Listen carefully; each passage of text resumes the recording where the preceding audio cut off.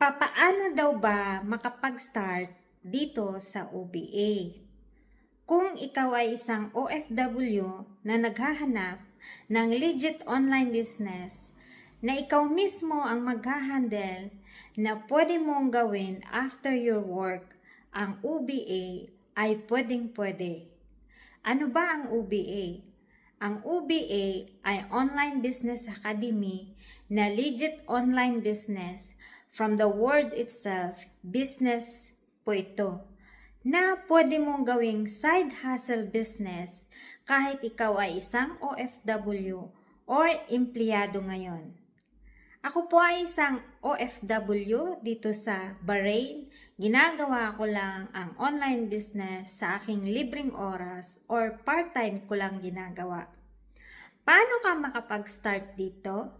Ang kailangan mo lang umattend sa aming free online orientation para alam mo ang bawat step-by-step na gagawin sa pag-online business.